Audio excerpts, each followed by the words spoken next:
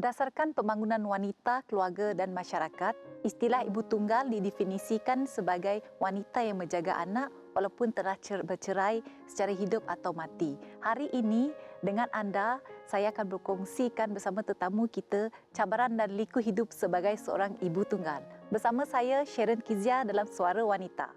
Hari ini saya ditemani oleh wanita yang kuat, tabah dan cekal, iaitu Puan Zaitun binti Nur Muhammad atau lebih mesra dikenali sebagai Kak Itun. Okay, apa khabar Kak Itun? Alhamdulillah, sihat. Kak Itun nampak berseri hari ini ya, Kak Itun. Mungkin Kak Itun boleh ceritakan sedikit tentang latar belakang Kak Itun? Okey, nama Kak Tun Zaitun binti Nur Muhammad. Kak Tun ni berasal daripada Seriki, tapi dibesar di daerah Darul Muka, tapi sekarang menetap di bahagian Kuching. Saya menetap di Kuching ni semasa saya mengikuti suami saya. Tapi setelah saya menjadi ibu tunggal, saya terus menetap di sini bersama anak-anak dan membesarkan anak-anak supaya memudahkan dewan mencari rezeki. Sebab kita sebagai ibu tunggal ni memang mengharap anak kita berdikari supaya masa depan dewan tu cerah, supaya dewan tak terjebak ke alam yang tidak baik. Sebab itulah Kak Tun milih duduk kat Kuching. Jadi dah lama Kak Itun menjadi ibu tunggal? Lebih kurang 21 tahun. Oh, agak lama ya Kak Itun. Jadi sebelum Kak Itun meneruskan bidang jahitan sebagai kerjaya Kak Itun, saya difahamkan Kak Itun ada membuka sebuah kedai yang menjual produk kesihatan ya. Jadi bagaimana daripada produk kesihatan ni Kak Itun ada terfikir idea untuk membuka kedai jahitan? Saya timbul nak buka jahitan ni setelah saya menjadi ibu tunggal. Sebab kalau saya mengharapkan satu pendapatan menjual produk saja memang tak mencukupi. Sebab 5 orang. Sebab saya tak ada nafkah daripada suami. Jadi saya... Jadi Kak Itun, kelima anak Kak Itun tu di bawah jagaan Kak Itun sendiri? Ya, semua saya bawa sebab kalau tak jadi ibu tunggal. Sebab jodoh ni kita semua tak minta kan. Tapi sebagai seorang ibu yang melahirkan anak, Kak Tun tanggungjawab jaga mereka sampai sekarang. Alhamdulillah. Alhamdulillah anak saya yang nombor 4 tu ikut jejak saya dan dah boleh buka cawangan sendiri dan kami pun dah buka 3 cawangan sekarang. Anak Kak Tun pun 5 sejak dia kecil. Saya latih dia orang menjahit semua untuk menambahkan pendapatan kami. Sampai sekarang dia orang semua boleh menjahit walaupun dia 4 tu bekerja dan 1 tu menyambungkan kerja Kak Tun. Okey Kak Tun, kita nampaknya kita semakin rancak bersembang ya. Kita simpan semuanya dulu Kak Tun. Kita berehat sebentar lagi. Jangan ke mana-mana.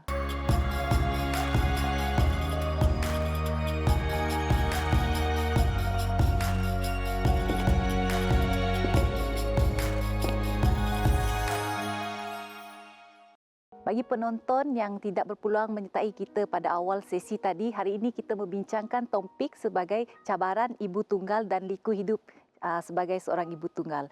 Masih bersama saya lagi iaitu Kak Itun pada hari ini. Tadi ya Kak Itun kita sangat rancak berbual tentang pengalaman Kak Itun sebagai seorang ibu tunggal. Jadi Kak Itun, mengapa daripada masa perkahwinan tu Kak Itun tak meneruskan kemahiran bidang jahitan tu, tapi selepas bergelar ibu tunggal baru Kak Itun meneruskan kemahiran dalam bidang jahitan? Sebenarnya dalam sejarah Kak Itun ni sejak lahir melihat ibu bapa Kak Tun berniaga tapi berniaga di kampung.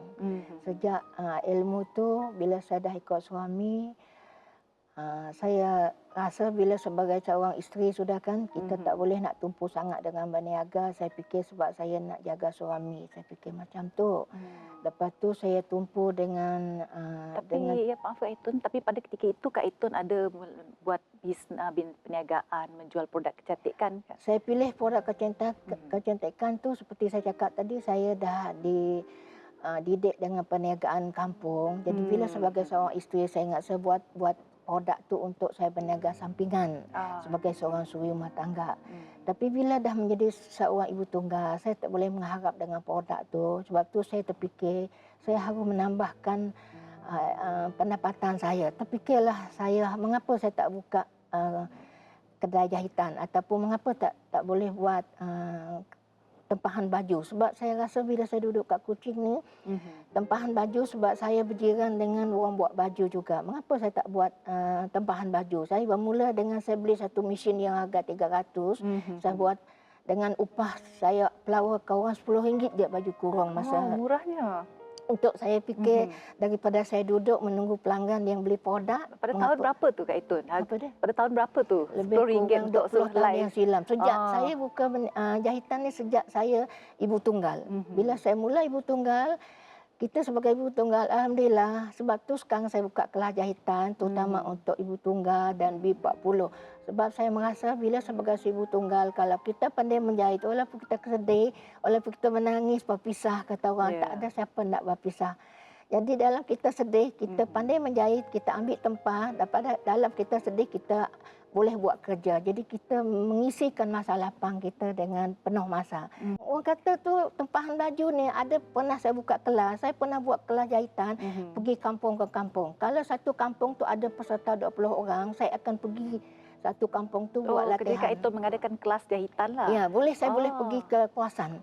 Tapi syarat dia jangan kurang 20 orang lah. Babaloi orang kata tu untuk saya buangkan masa, saya tinggalkan kedai, saya akan buka kelas di kampung. Jadi kelas ni memang percuma lah Kak Itun?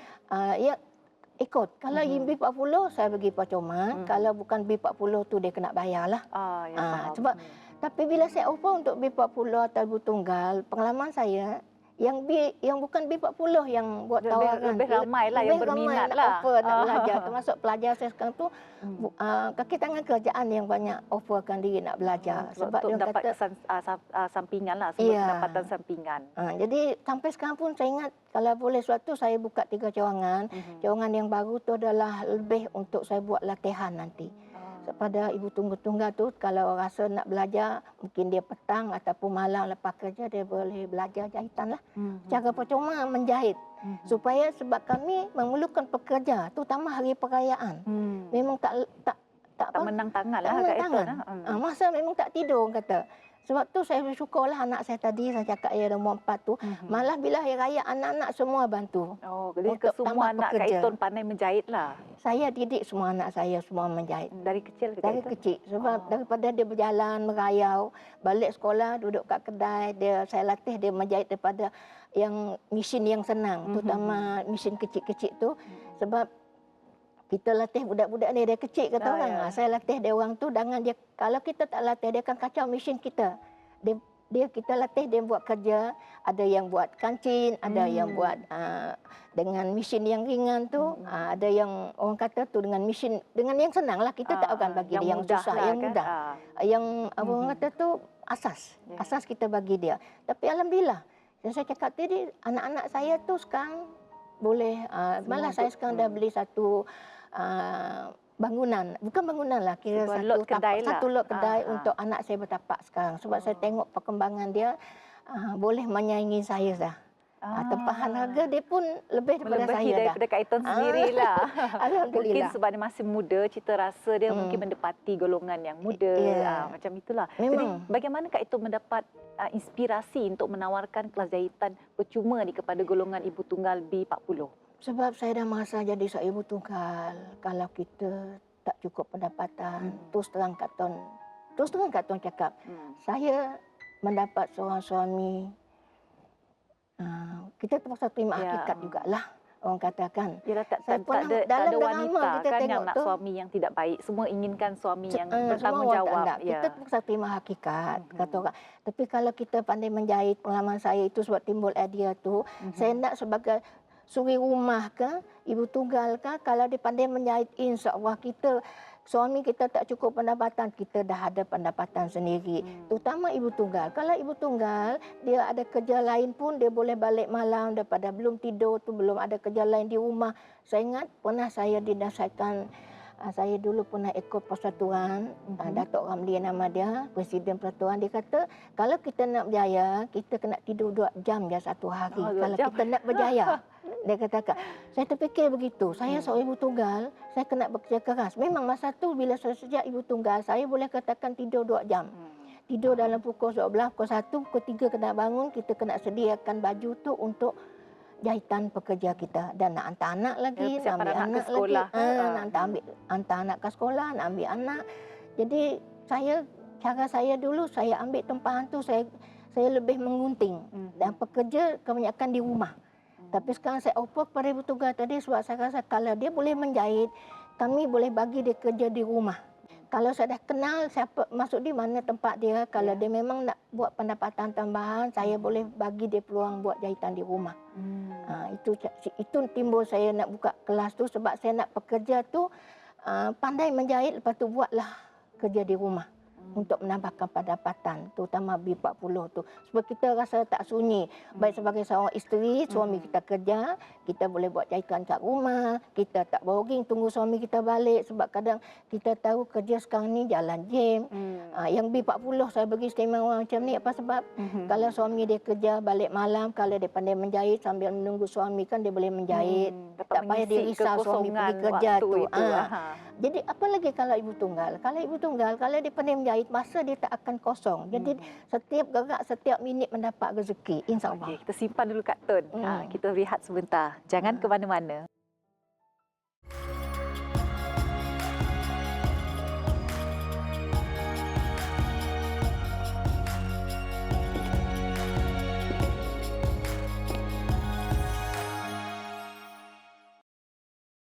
Untuk pengetahuan penonton di rumah ya, Kak Eton merupakan penerima anugerah berpotensi usahawan mikro kebajikan contoh 2017-2018 ya. Siapa perasaan Kak Eton apabila menjadi penerima anugerah tersebut? Alhamdulillah, Kak Tun pun tak sangka. Seperti mana yang Kak Tun bagi tahu dari awal. Kak Tun ni perempuan kampung, duduk kat bandar, kena ikut suami. Tiba-tiba bila Jabatan Kebajikan bagi tahu bahawa Kak Tun adalah salah seorang yang akan menerima anugerah yang berpotensi. Jadi Kak Tun pada mula fikir, apa dia cakap berpotensi apa daripada Kak Tun Tiba-tiba dapat anugerah kan? Kita tak pernah bertanding dapat anugerah. Kak Tun akan menerima anugerah dan akan dijemput ke Miri untuk dapat anugerah wakil daripada Kuching. Iya, pergi je lah. Jadi saya ingat apa program ni, pergi. Rupa-rupanya Alhamdulillah Jabatan Kebajikan cara dia orang tu rupanya canggih orang cakap. Dia tak nak bagi barang. Saya dapat bantuan sebenarnya berpunca.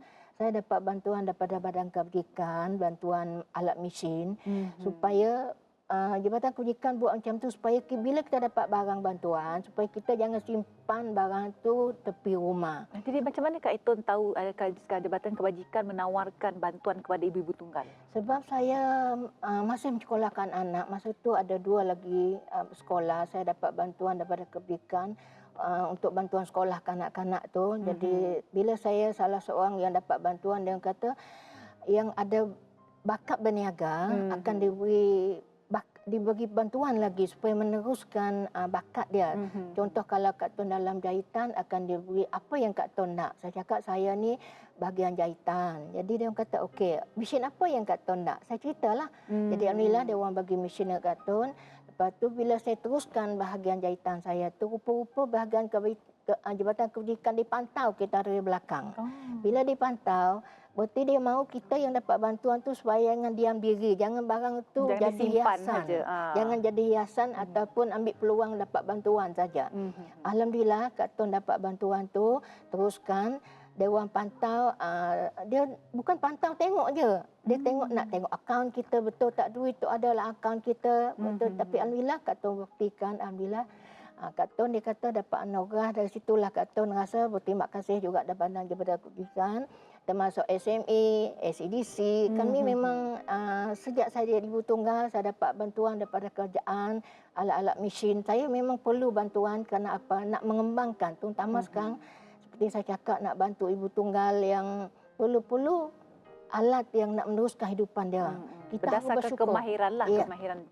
Kita harus bersyukur. Kerajaan kita ni sungguh prihatin kata PM memberi bantuan kepada rakyat. Apa dia hendak. Tapi saya selalu nasihatkan kawan-kawan, kalau nak ambil peluang, nak ambil bantuan daripada kerajaan, janganlah ambil barang yang kita tak boleh pakai. Kalau bidang masakan, ambillah sekurang blender untuk kita buat kat rumah. Kalau betul bidang jahitan, ambillah bidang jahitan supaya kita boleh gunakan barang tu yang betul-betul. Supaya kita dapat hasil daripada barang yang dibantu oleh kerajaan tu. Dia berdasarkan kebolehan dan kemahiran yang kita ada. Jangan ambil kalau kita, jangan mengambil barang kita tak ada boleh pakai.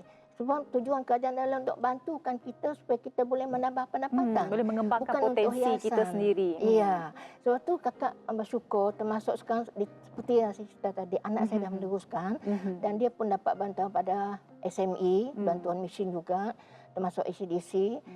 Jadi Kak Tun rasa bangga jugalah anak saya yang 5 tu memang meneruskan sampingan, walaupun ada 4 sampingan, satu yang penuh masa tu. Memang ada bantuan daripada kerajaan. Kalau kita tak ada bantuan memang ada lambat sikit jugalah sebab alat-alat sekarang canggih.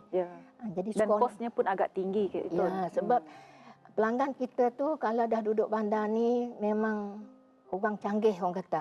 Dia nak apa kita buat tu seperti kehendak dia. Sebab tu kita perlukan mesin-mesin yang seperti mana kita perlukan.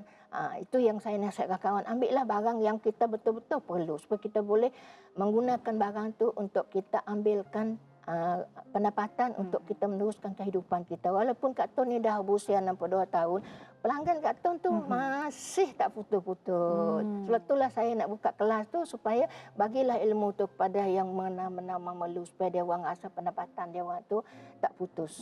Sebab apalagi sekarang bantuan kerjaan tu banyak. Ya, betul. Gunalah kesempatan yang kerajaan bagi tu. Asal kita ada usaha je Kak Itun. Ya, insyaAllah. Kerajaan sentiasa ada di situ untuk membantu kita. Walaupun kita sekarang ni dalam keadaan COVID, orang kata. Pada mula dia, kita COVID ni memang rasa sedih tahu. Sebab masa COVID ni wujud, seperti kita tahu, kami orang Thailand tu, waktu itulah orang rezeki datang. Masa itulah duit kita nak masuk. Tapi kelebih orang Thailand ni, pelanggan kita dah masuk 4-5 bulan. Berarti bila COVID, kita cuma membuat dia lagi. Menyiapkanlah semua tempahan yang ada. Walaupun COVID tu hari tu tak boleh keluar, kita tak boleh. Tapi tempahan tu dah ada dah. Untuk disiapkan cuma aja. kita siapkan saja, berarti kita dapat meneruskan rezeki kita. Sebab tu saya cakap, pandai buat baju ni, tak rugi.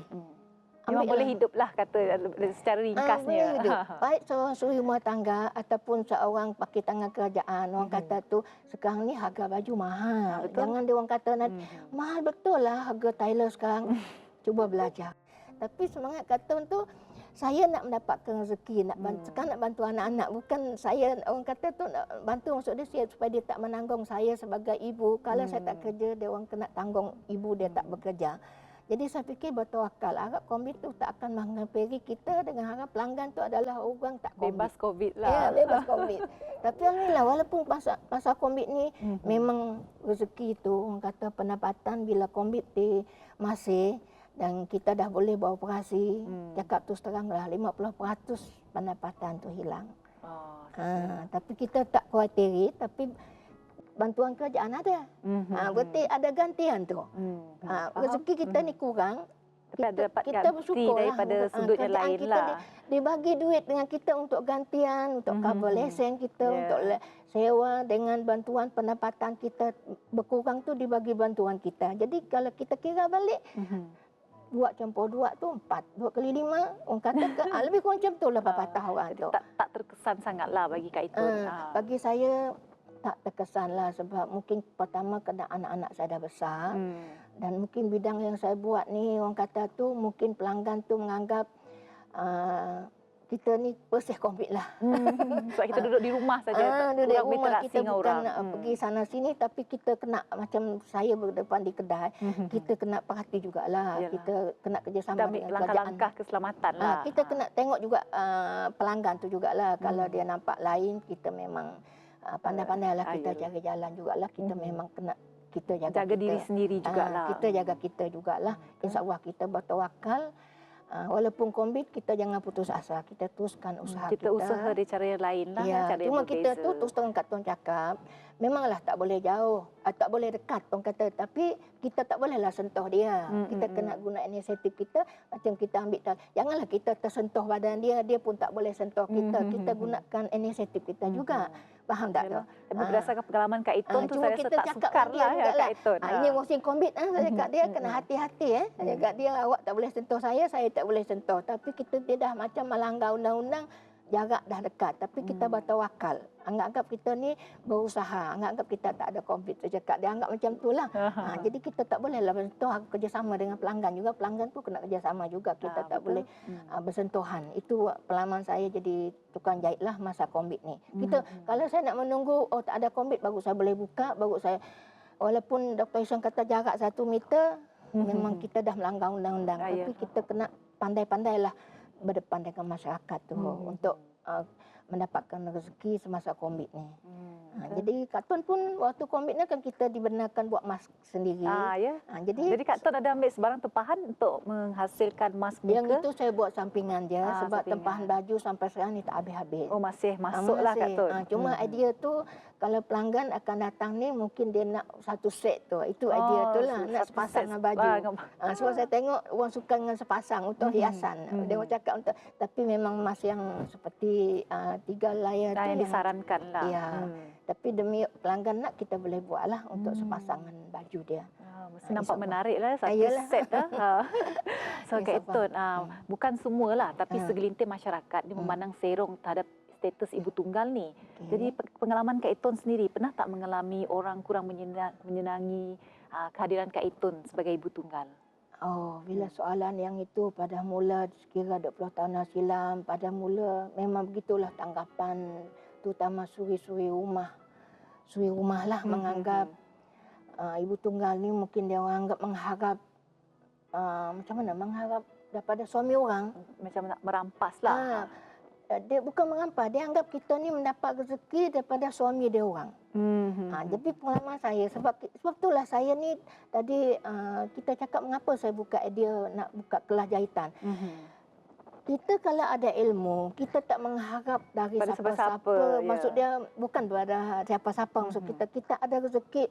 Yang penting kita dapat kerja untuk makan kita harian. Kita tak mengharap nak kacau suami orang, nak minta orang cira kita. Kalau kita pandai menjahit, pendapatan satu hari cukup makan, cukup kan?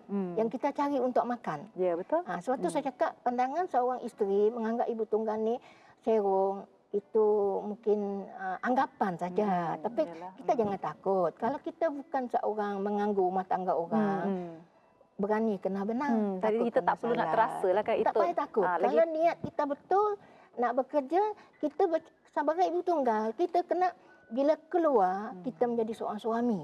Bila di rumah, kita sebagai mak dan seorang ayah. Kita tak boleh dengar. Kalau kita dengar tuduhan orang tu, memang kita tak boleh hidup lah Kak Tun. Sebab kita bukan bercampur dengan suami orang nak ambil suami dia.